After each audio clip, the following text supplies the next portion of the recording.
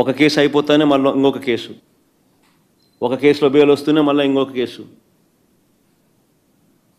ఇప్పుడు 11 కేసులు అయినట్టున్నాయి. జోగి రమేష్ కొడుకును, కాకాని గోవర్ధన్ని, కృష్ణమోహన్ అన్నను, నా ఓఎస్డి పాపం, ఆయన చూస్తే కూడా అసలు ఎవడైనా కూడా జాలి అనిపిస్తుంది. ఆయన చూస్తే కూడా, ఆయన ఆర్డీఓ పాపం. ధనంజయ రెడ్డి పాపం, ఆయనను చూస్తే కూడా బాధ అనిపిస్తుంది. వీళ్ళంతా మచ్చలేని ఆఫీసర్లు వీళ్ళంతా. రాజకేశ్వర్ రెడ్డి, బాలాజీ, గోవిందప్ప ఇలాంటి వారిని అరెస్ట్ చేసి జైలుకు పంపారు. మా ఎంపీ మిథున్ రెడ్డిని ఎప్పుడెప్పుడు అరెస్ట్ చేయాలని చెప్పి వెంటబడతా ఉన్నారు. మా పెద్దిరెడ్డి రామచంద్రారెడ్డిని చంద్రబాబు నాయుడిని ఎప్పుడో కాలేజ్ టైంలో ఎప్పుడో కొట్టినాడంట ఆయన. ఆ కోపం ఇప్పటికి కూడా ఉంది. వాళ్ళ కొడుకుని అరెస్ట్ చేయాలంటాడు, వాళ్ళ నాయన్ని అరెస్ట్ చేయాలని అంటాడు.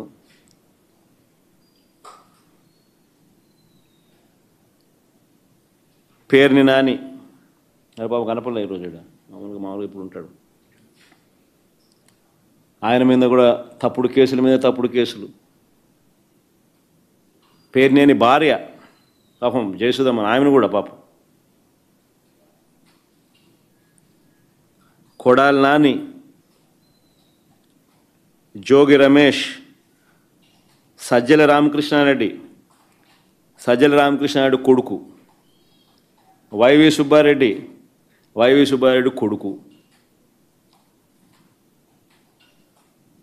దేవనేని అవినాష్, తలసిల్ల రఘురాం, ఆర్కే అంబటి రాంబాబు, విడదల రజని, తాటిపర్తి చంద్రశేఖర్ దళిత ఎమ్మెల్యే, బూచేపల్లి శివప్రసాద్, ఉషా చరణ్ బీసీ మహిళా మంత్రి, Thopudurthi Prakash, Gorantla Madhav ex MLA, ex MP, Gautam Reddy lawyer, ఆయన పాపం విజయవాడలో మీ అందరికీ పరిచయస్తుడు కూడా, మేరుగ నాగార్జున ఎక్స్-మినిస్టర్, దళిత ఎక్స్-మినిస్టర్, దాడిశెట్టి రాజా ఆయన ఎక్స్-మినిస్టర్. ఈ నాయకులందరి మీద తప్పుడు కేసులు పెట్టడం, వీళ్ళని ఎప్పుడెప్పుడు అరెస్ట్ చేయాలని చెప్పి తాపత్రయపడతా ఉన్నాడు చంద్రబాబు నాయుడు. జగన్ చుట్టూ ఉన్న వారిని కూడా బెదిరించాలి, భయపెట్టాలి. మోడస్ ఆపరాండా ఒకటే, చిన్న వ్యక్తులను కొట్టడం, భయపెట్టడం, లేదా ప్రలోభాలు పెట్టడం, వాళ్ళ చేత తప్పుడు వాంగ్మూలాలను తీసుకోవడం, అంతే. ఇంకా వీళ్ళని అరెస్ట్ చేయడం. మోడస్ ఆపరాండా అన్నిటికీ ఇవే మోడస్ ఆపరాండా.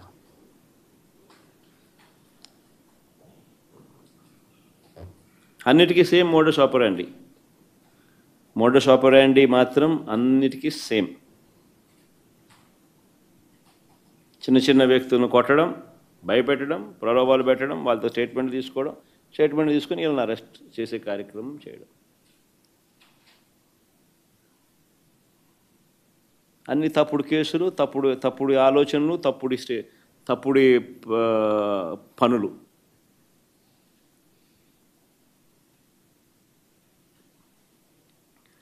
చివరికి అన్నిటికన్నా నిజంగా బాధ కలిగించే విషయం, ఆశ్చర్యం కలిగించే విషయం, 70 ఏళ్ళ ముసలైన కొమ్మినేని శ్రీనివాస్, మీతో పాటు మీ తోటి విలేకరి, రెప్యూటెడ్ విలేకరి, సీనియర్ జర్నలిస్టు, ఏం పాపం చేశాడని చెప్పి నిజంగా అడుగుతా ఉన్నాను నేను. ఆయన జైలుకు పంపడానికి చంద్రబాబు నాయుడు అంత ఉత్సాహం చూపించాడు. ఒక డిబేట్ జరిగేటప్పుడు సహజంగానే కొంచెం అనుకూలంగా కొంతమంది మాట్లాడుతూ ఉంటారు, వ్యతిరేకంగా కొంతమంది మాట్లాడుతూ ఉంటారు. ఆ మాట్లాడే ప్యానలిస్ట్ మాట్లాడే మాటలకు యాంకర్కి ఏం సంబంధం? ఇది మినిమం లాజికల్ రీజనింగ్. అలాంటిది ఆయన తీసుకొచ్చినాడు, జైల్లో వేసినాడు. కోర్స్ ఆయన మీద చంద్రబాబు నాయుడు కోపం ఎక్కువే అనుకో. ఇంతకుముందు ఆయన ఉద్యోగం కూడా ఊడగొట్టే దాంట్లో కూడా చంద్రబాబు నాయుడు పాత్ర చాలా క్రియాశీలక పాత్ర పోషించినాడు. అంతటితో ఇంకా సంతోషపడలే ఉద్యోగం పీకినందుకు. అప్పట్లో ఆయన జీవితం నాశనం చేయాలా, ఆయన పరువును తీయాలా, ఆయన జైల్లో పెట్టాలా? ఇంత దిక్కుమాలిన ఆలోచనలు చూడు ఇవన్నీ.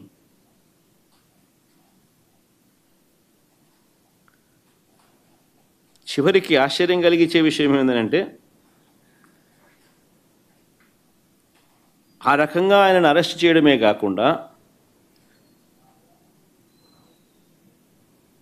ఇప్పటికీ కూడా అరెస్ట్ చేయడమే కాకుండా ఆ మనిషిని అరెస్ట్ చేయడమే కాకుండా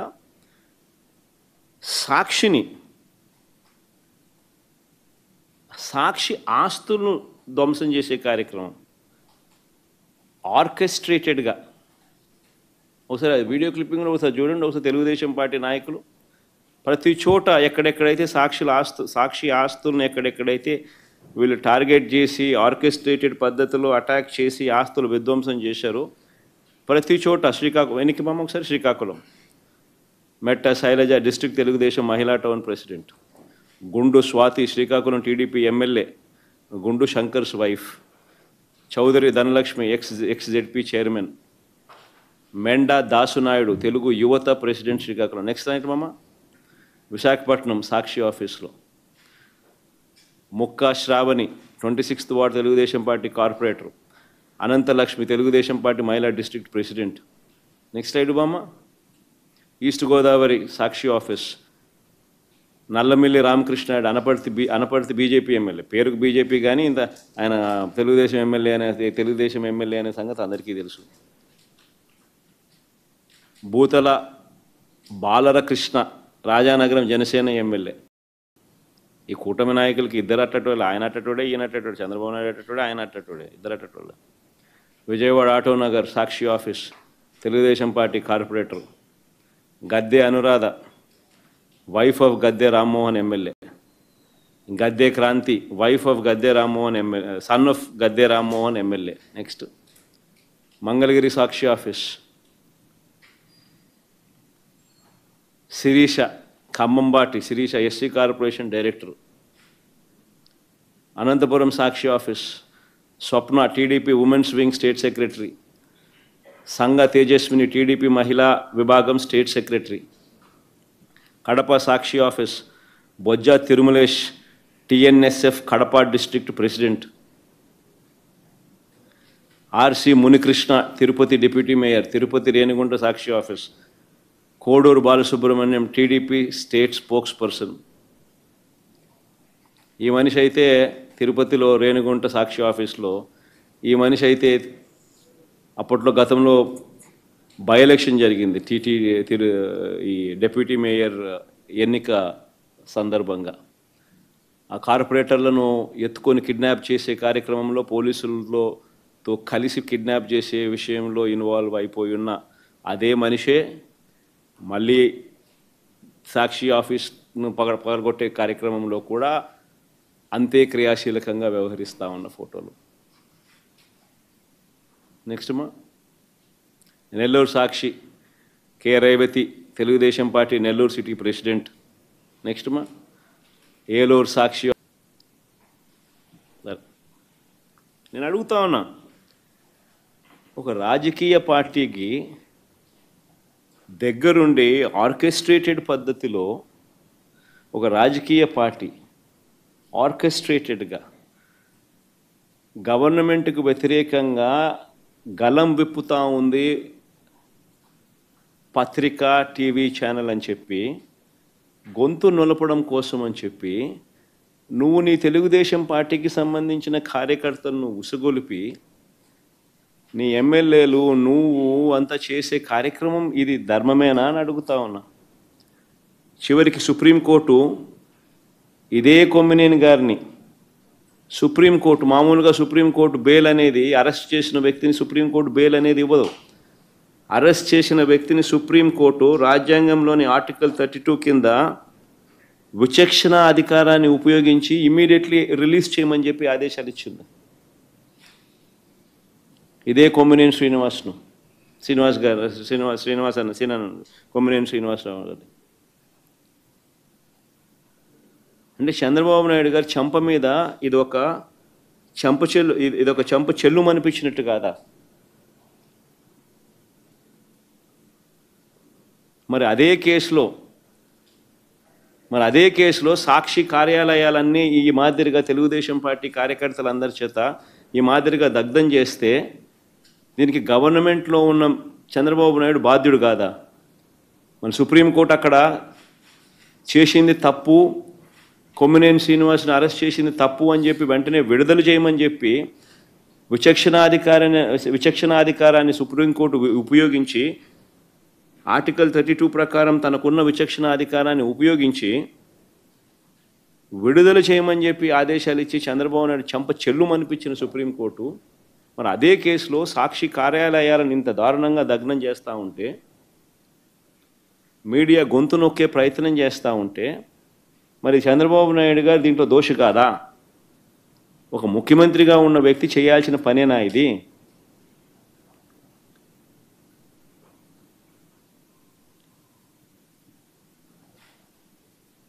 ఇది తప్పుడు సాంప్రదాయం కాదా? రేపొద్దున ఇదే సాంప్రదాయం కొనసాగితే రేపొద్దున ఎవరైనా బతుకుతారా?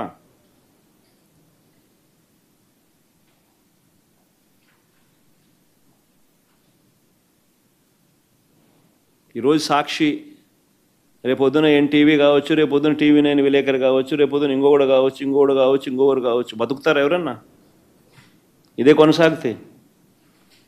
ఇతడు విచ్చలవిడి రౌడీజం కాదా ఇది?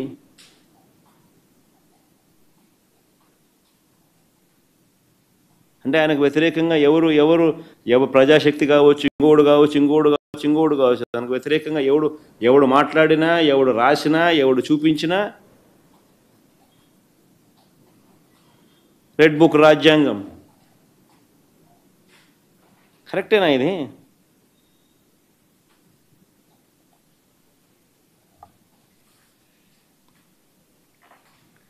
నిజంగా మహిళల పట్ల చంద్రబాబు నాయుడు గారి గౌరవం ఉందా అని అడుగుతా ఉన్నా నేను. నిజంగానే మహిళల పట్ల చంద్రబాబు నాయుడు గారికి నిజంగా సిన్సియర్గా అడుగుతా ఉన్నా, గౌరవం ఉందా చంద్రబాబు నిజంగా నీకు అని అడుగుతా ఉన్నా నేను. ఎందుకు అడుగుతున్నానంటే నిజంగా గౌరవం ఉన్న వ్యక్తులైతే సత్యసాయి జిల్లాలో రాఫ్తాడ్ నియోజకవర్గంలో రామగిరి మండలంలో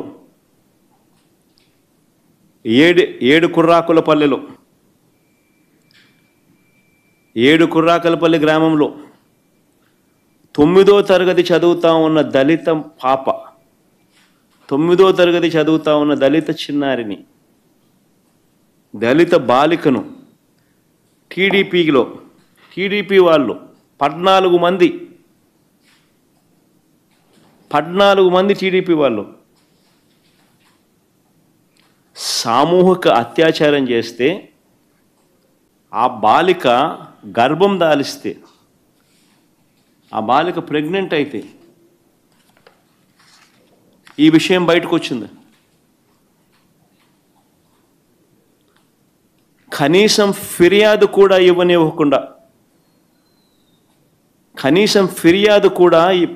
ఇవ్వనివ్వకుండా టీడీపీ వాళ్ళు భయపెట్టిన మాట వాస్తవం కాదా అని అడుగుతా ఉన్నా.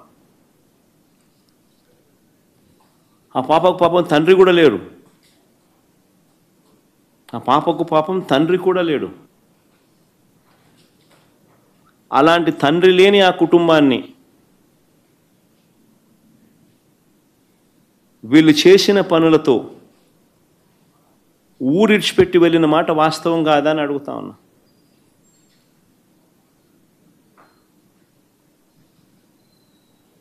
పోలీసులు ఏం చేశారని అడుగుతా ఉన్నా. నీ గవర్నమెంట్లో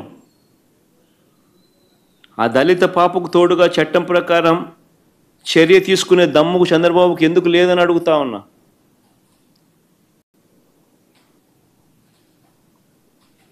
ఆ ఆడబిడ్డ జీవితాన్ని రాజకీయంతో ముడేశాడు.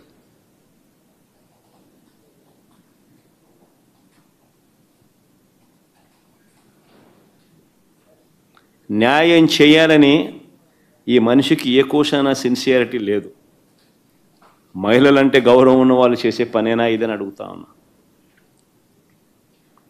అదే అనంతపురం కంబైన్డ్ జిల్లా, అదే అనంతపురం జిల్లాలో ఇంకొక ఘటన.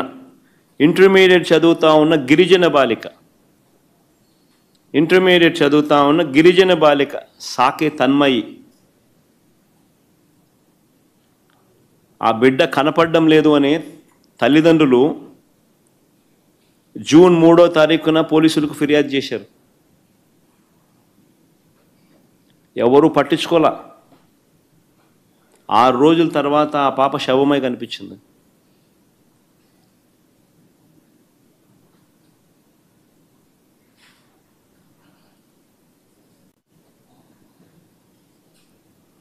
అసలు రాష్ట్రంలో కేసుల మీద దర్యాప్తు చేయాలి, ఇలాంటి ఘటనలు జరగకోకుండా చూసుకోవాలి అనే ఆలోచన ఎవరికైనా ఉందా? పోనీ టైం ఎవరికైనా ఉందా? ఎంతసేపు రెడ్ బుక్, ఎంతసేపు వాళ్ళని ఇరికించాలా, వీళ్ళని ఇరికించాలా అని తాపత్రయము. ఆడవాళ్ళ గురించి, గౌరవం గురించి వీళ్ళు మాట్లాడతారు. చంద్రబాబు సొంత నియోజకవర్గం కుప్పంలో, నారాయణపురంలో తిమ్మరాయప్ప అనే ఒక పేదవాడు, ఒక పేద కూలి అప్పు చెల్లించలేదని ఆయన భార్య శిరీషను చెట్టుకు కట్టేసినారు తెలుగుదేశం పార్టీకి సంబంధించిన కార్యకర్తలు.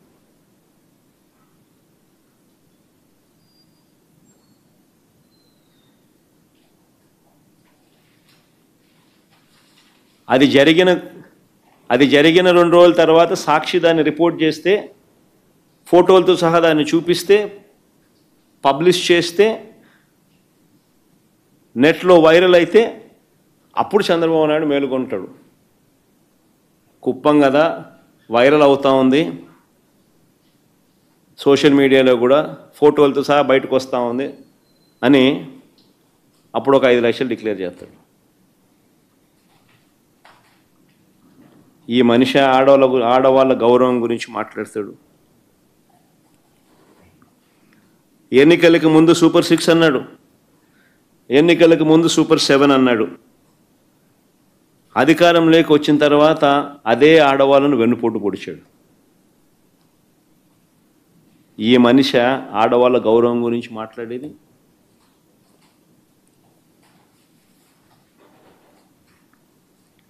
ఆ కుటుంబంలో ఉండే ప్రతి అక్క చెల్లెమ్మ,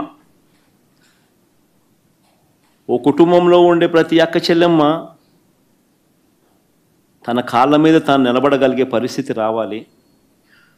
ప్రతి కుటుంబంలోనూ అక్క చెల్లెమ్మలను దేవతల్లా చూసుకునే పరిస్థితి రావాలి అని చెప్పి ఆరాటపడింది మేము.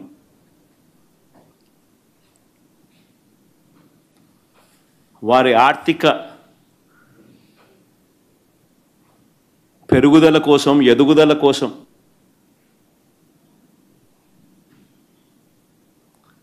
ఏకంగా 1,89,000 కోట్లు డీబీటీగా 19 పథకాల ద్వారా నేరుగా అక్క చెల్లెమ్మలకి ఇచ్చాం.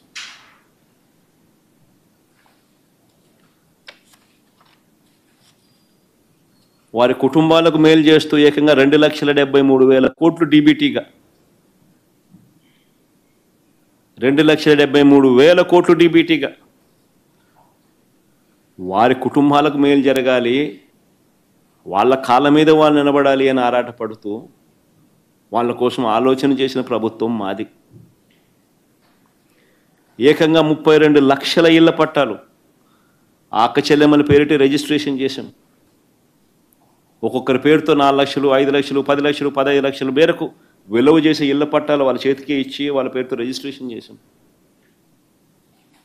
ఆ 32 లక్షల ఇళ్ల పట్టాల్లో 22 లక్షల ఇల్లు మంజూరు చేసి 10 లక్షల ఇల్లులు కట్టించడం కూడా అయింది.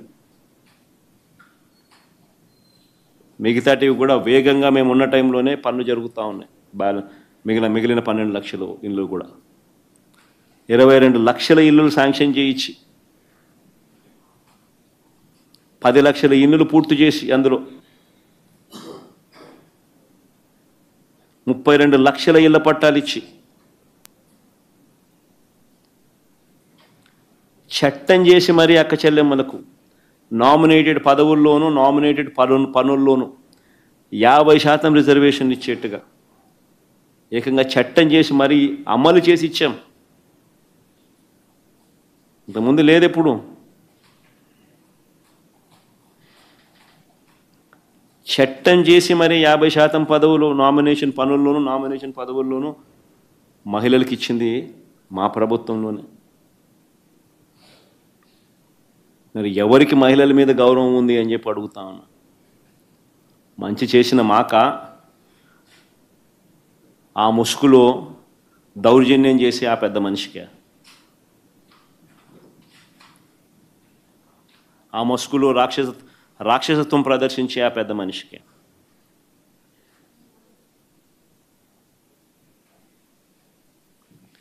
మహిళలంటే చంద్రబాబు గారికి గౌరవం లేదు. సరిగదా ప్రజలకైనా మహిళలకైనా సొంత కూతుర్నిచ్చిన మామకైనా వెన్నుపోటు పొడవడంలో మాత్రం ఆయనే సాటి.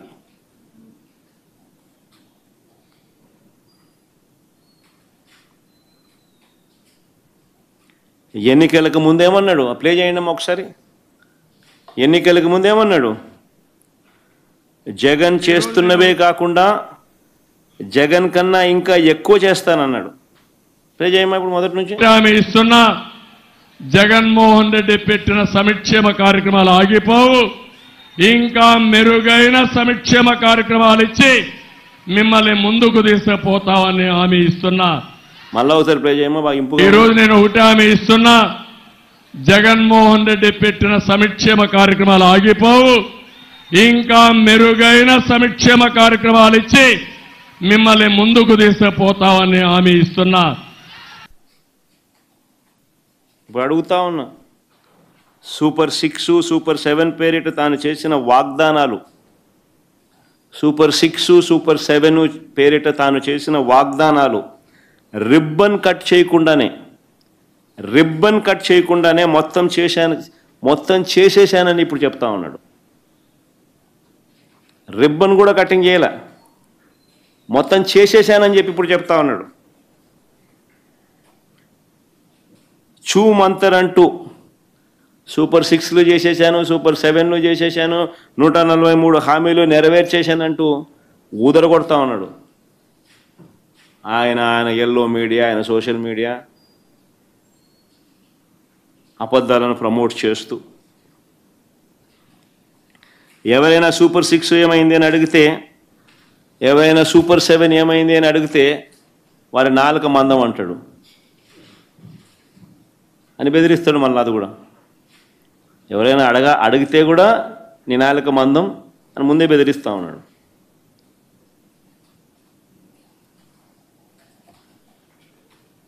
నేను అడుగుతా ఉన్నా, ఇదే చంద్రబాబు నాయుడు చేసేసినానని చెప్పి చెప్తా ఉన్నావు. నీ నాలుక మందము ఎవరైనా ప్రశ్నిస్తే మీ నాలుక మందం అని చెప్పి మీరు అడుగుతా అని మీరంతకు మీరే బెదిరిస్తూ ఉన్నారు కదా. మరి నేను అడుగుతా ఉన్నా, నిరుద్యోగ యువతకు నెలకు 3,000 రూపాయలు ఇస్తానన్నారు, అంటే సంవత్సరానికి 36,000.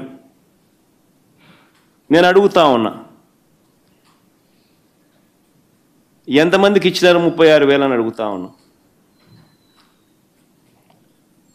ఈనాడు కటింగ్ ఒకసారి చూద్దాం. ఈనాడు కటింగ్, రాష్ట్రంలో ఉపాధి లేని వారు 1.5 కోటి పైన అంట. ఇది ఎప్పుడు ఆర్టికల్? ఈనాడులోనే వాళ్ళ అఫీషియల్ గజెట్ పేపర్లోనే 17th April 2025 వచ్చిన పేపర్ కటింగ్. 17th April 2025లో వచ్చిన పేపర్ కటింగ్. రాష్ట్రంలో ఉపాధి లేని వాళ్ళు 1.5 కోటి పైన, 1,56,00,000 మంది అని రాశాడు ఈనాడు. వాళ్ళ అఫీషియల్ గజెట్ పేపర్లో ఈనాడు స్వయంగా రాసిన పేపర్ కట్టింగ్ ఇది.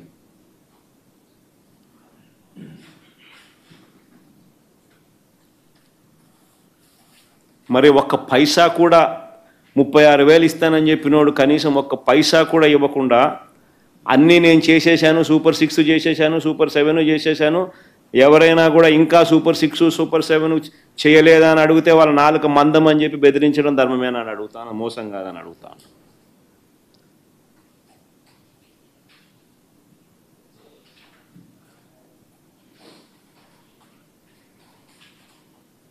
ఒక్కరికి ఇచ్చిన పాపాను పోలా 36,000, కానీ నువ్వేమో చేసేసాను, ఇంకా ఎవరైనా అడిగితే మీ నాలుక మందమని అంటున్నాడు. ధర్మమేనా, మోసం కాదా అని అడుగుతా ఉన్నా. రెండో హామీ ఇంకొకటి, 18 ఏళ్ళు నిండిన ప్రతి మహిళకు నెలకు 1,500 రూపాయలు చొప్పున ఏడాదికి 18,000 ఇస్తామన్నారు. ఆడబిడ్డ నిధి అని చెప్పి దీనికి ఒక పేరు కూడా పెట్టారు. మన రాష్ట్రంలో ఎంతమంది ఓటర్లు ఉన్నారు అని చెప్పి ఇది ఎలక్షన్ కమిషన్ ఓటర్ లిస్టు. ఇదంతా కూడా 18 సంవత్సరాలు నిండిన వాళ్ళు ఎంతమంది ఉండారు అని చెప్పి ఎలక్షన్ కమిషన్ ఓటర్ లిస్టులో పెట్టిన జాబితా. ప్రతి మహిళ పేరుతో సహా, వాళ్ళ అడ్రస్తో సహా, వాళ్ళ బూత్తో సహా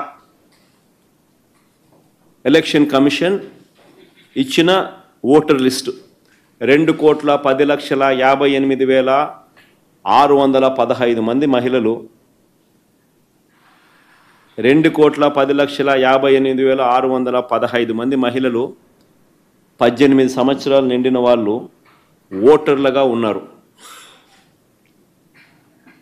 ఇందులో 60 ఏళ్ళు నిండిన వాళ్ళని తీసేస్తే బహుశా 1,80,00,000 మంది ఉంటారు. ఇందులో బహుశా 60 ఏళ్ళు నిండిన వాళ్ళని తీసేస్తే బహుశా 1,80,00,000 మంది ఉంటారు. మరి 1,80,00,000 మందికి సంవత్సరానికి నువ్వు 18,000 ఇస్తానన్నావు. ఈ సంవత్సర కాలంలో ఎవరికి ఇచ్చినావని అడుగుతా ఉన్నా, ఎంతమందికి ఇచ్చావని అడుగుతా ఉన్నా. ఇది మోసం కాదా అని అడుగుతా ఉన్నా. పైగా ఏమంటావు, నేను ఇచ్చేశాను, సూపర్ 6లు చేసేసాను, సూపర్ 7లు చేసేసాను, ఇంకా ఎవడైనా అడిగితే మీ నాలుక మందం అని చెప్పి బెదిరిస్తావు.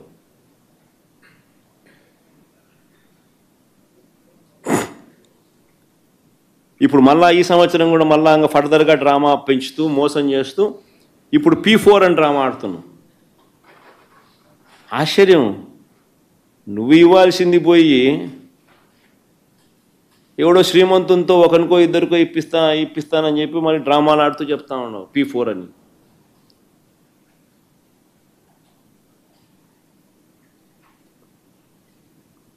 ఇంకోటి చూద్దాం, ఇంకా దీపం. మామూలుగా ఈ దీపము బస్సు అనేది, ఆర్టీసీ బస్సు అనేది చిన్న చిన్న పనులు. నాకు తెలిసి ఇవన్నీ చాలా చిన్నవి. ఈ దీపం అనే పథకానికి రాష్ట్రంలో ఎంతమందికి గ్యాస్ కనెక్షన్లు ఉన్నాయనంటే 1,59,00,000 మందికి, 1,59,20,000 మందికి గ్యాస్ కనెక్షన్లు ఉన్నాయన్నది సెంట్రల్ గవర్నమెంట్ సోర్స్. ఇది state wise active domestic customers of LPG petroleum planning and analysis cell వాళ్ళ వెబ్సైట్లో అఫీషియల్గా కనిపిస్తుంది ఏ రాష్ట్రంలో ఎన్నెన్ని గ్యాస్ కనెక్షన్లు ఉన్నాయి అన్నది. పెట్రోలియం ప్లానింగ్ అండ్ అనాలిసిస్ సెల్లో కనిపిస్తాయి. 1,59,20,000 మందికి గ్యాస్ కనెక్షన్లు నువ్వు ఇవ్వాలి అనంటే